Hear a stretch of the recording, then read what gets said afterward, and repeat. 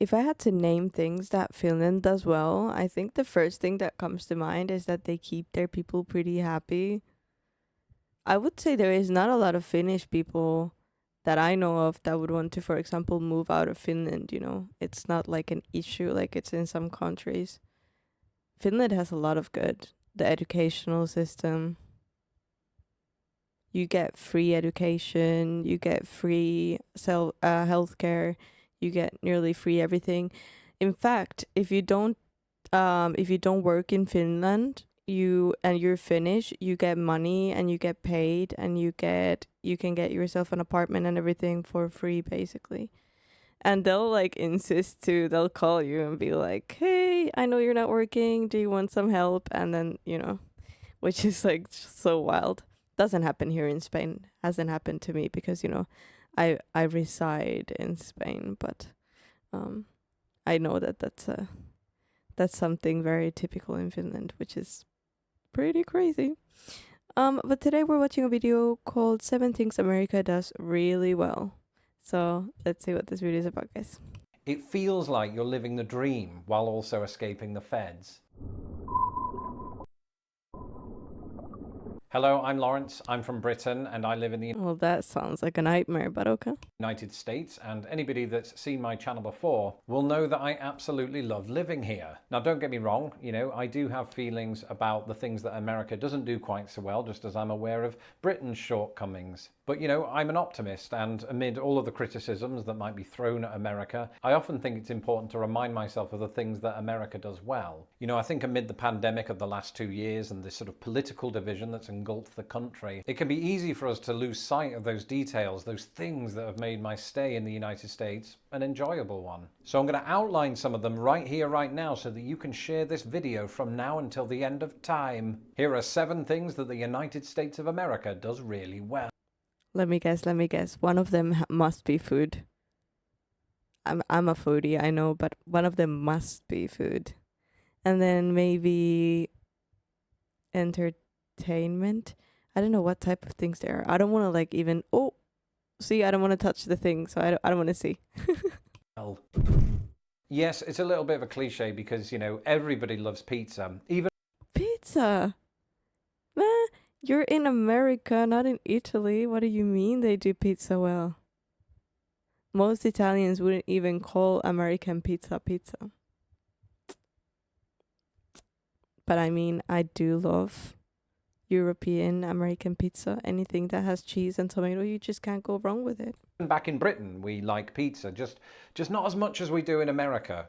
I lived in Britain for 26 years. I've lived in America for 14, and I've probably had 100 times more See, that looks like a pie. pizzas since moving here. And on the But I do know, sorry, I'm going to interrupt because I like pizza. I do know that's like what is it?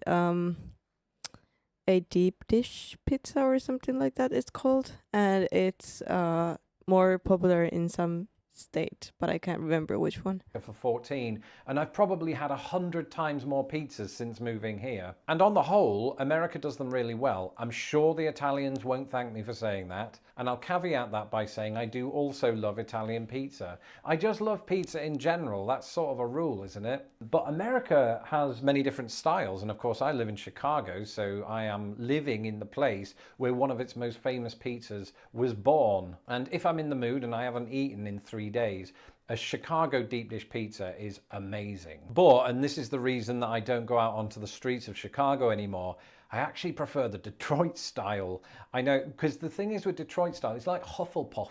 Everybody thinks they're either Gryffindor or Slytherin, but I'm a contrarian by nature, so I always like to go for the third option. For me, it's not New York style or Chicago, it's Detroit.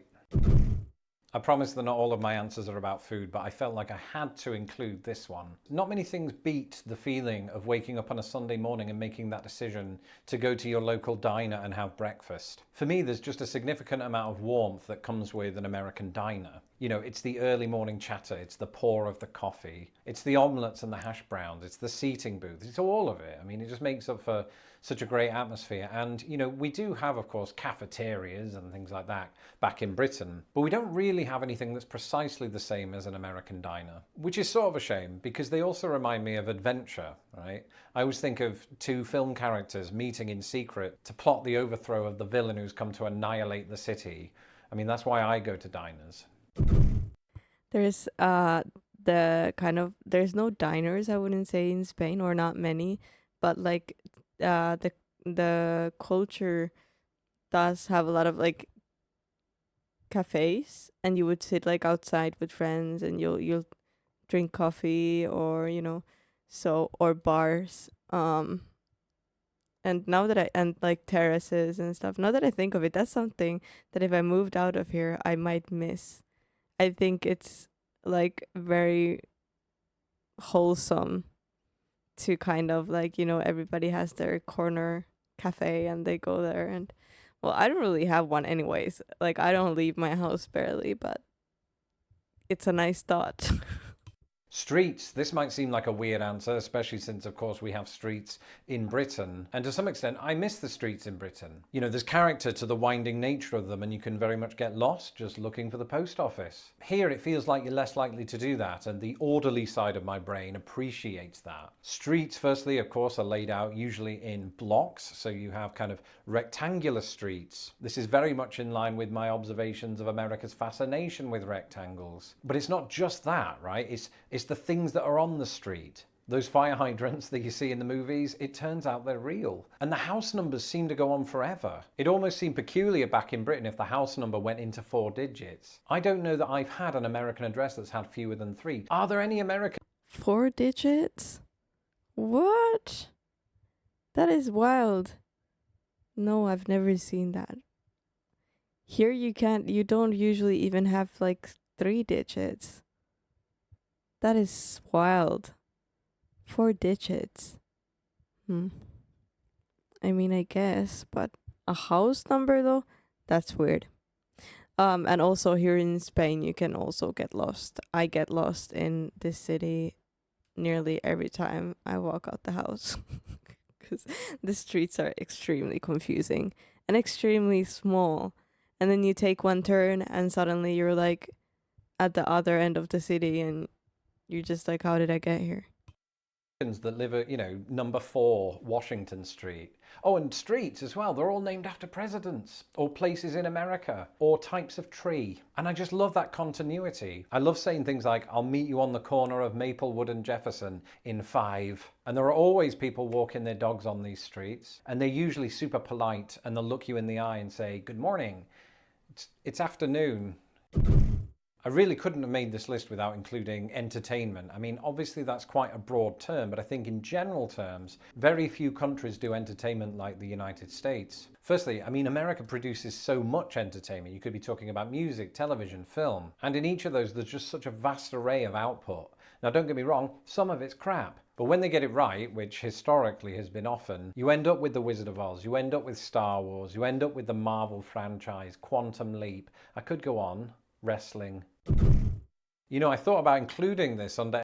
That is something that also I think made, as for me as a child, made me idealize or idolize America, because I would see like how much entertainment they had. Like you would have these outdoor movies, and in all the movies as well, you can see how like they're always doing something super fun. Which here, yeah, you have them as well, but it's not the same. It's not the same. It's not comparable. This is kind of like the Wish version of entertainment, like they try, but it's not the same. I very much doubt that it's the same. Obviously, if you come here for vacation, then it seems very entertaining because you can go to the beach and it's kind of all new. But to live here is a bit different. Obviously, we have like movie theaters and festivals and concerts, and maybe I should just go out more. Maybe I'm the issue. Entertainment, but it seems as though theme parks deserve their own entry. That was a pun on entering a theme park. Now, over the years, Britain has had its fair share of theme parks, from Alton Towers to Flamingo Land to the M25, but America just has more of them. And of course, I think everybody knows about Disneyland and Disney World and Universal Studios and all of that. But I after moving here, forgot. I realised, much to my intense happiness, that theme parks aren't just reserved for Florida and California, but can actually be found in many states. I think the first one I went to was Kings Island, just outside of Cincinnati. And I also went to Holiday World in Santa Claus, Indiana, and yes, that's a real place. And the strange thing is, I didn't go on many of the roller coasters because I have this overwhelming feeling that we're going to crash. So you might be thinking, what do you even get out of theme parks? And to me, it's the atmosphere. It's the balloons, it's the movie scores that play throughout the entire place. It's the hot summer. Well, he looks incredibly happy. I'm kidding. But I forgot that there's Disneyland.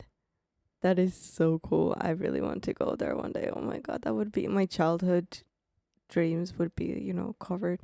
Days, it's the interns dressed in a Yogi Bear costume. Come to think of it, that must be hell in July. But for the rest of us, it's great to meet Yogi and friends.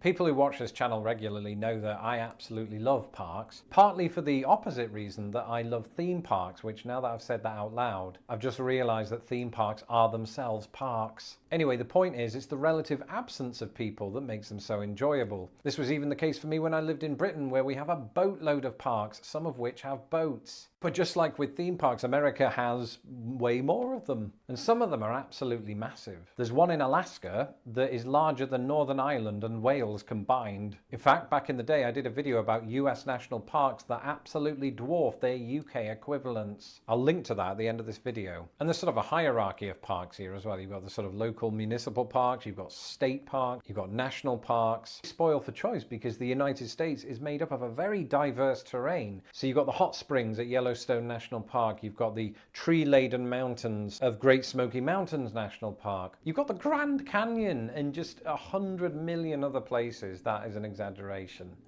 but there's a lot of them.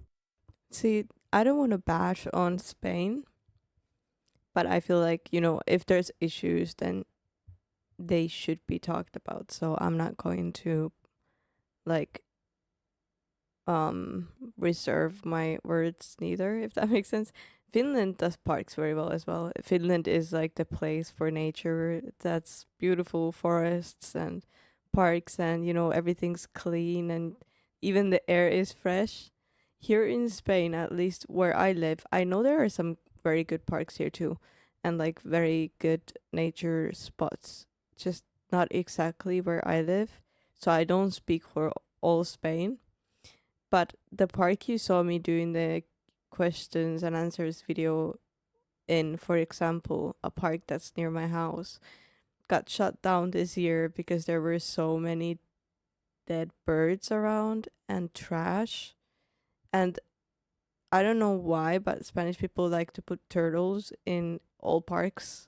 There's turtles everywhere. And there's ponds with turtles, but the ponds, like the water filtering systems, just don't work, or I don't even know if they have one, so the water gets like all nasty green and brown. So yeah, that's something that Spain should really fix.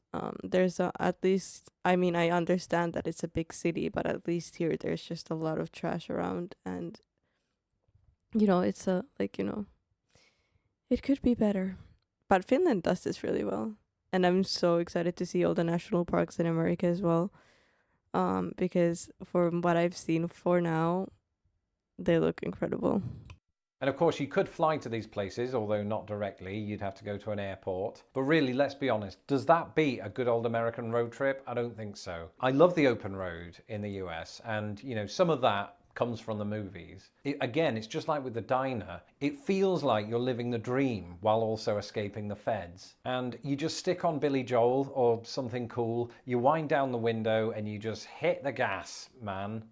Not the gas man, you hit the gas, comma, man. It's amazing. And that open road, of course, really is open and long. with some highways spanning the entire country. And you see things Wow. on these journeys that you don't see from the air, and you certainly wouldn't see in Britain, like quirky roadside attractions, especially when you're on a historic route, or the terrain that I just spoke about. And taking road trips in Britain was never quite the same thing, because firstly, the country is nowhere near as big, and secondly, in the UK, you can get to most towns and cities by train, which is equally adventurous, but you can't really do that for the most part in America, because there isn't high-speed rail. That's an example of something it doesn't do too well, so I've learned to embrace one of the things that it does, and that's road trips. That is it for this episode. Let me know in the comments below some of the things that you think America does well. I'm Lawrence Brown. You can follow me on Twitter at LostInThePondUS, and don't forget to subscribe to my channel so that my videos don't get lost in the pond. This channel would not be possible without my patrons, so to support this channel and to attend my secret Friday afternoon live streams, sign up today at patreon.com/LostInThePond.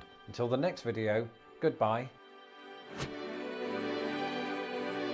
He seems like a very nice, genuine person. Yeah, see, this video makes me want to go to America even more. A road trip in America would be so cool. I don't know if I can drive there with my license. Can you drive in America with a European license? I don't know. Maybe for some amount of time, but not like for forever. It's just America looks so big. Even like looking from this image, like the space behind it and the low houses and everything, it looks way different than what stuff look like here in Spain. It looks similar to Finland though.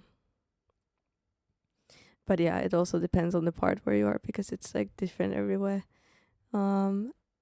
But yeah, that was an interesting video to watch. Thank you guys for joining me for this video. Leave your thoughts in the comments below. Please like, subscribe, and I'll see you guys in the next one. Bye!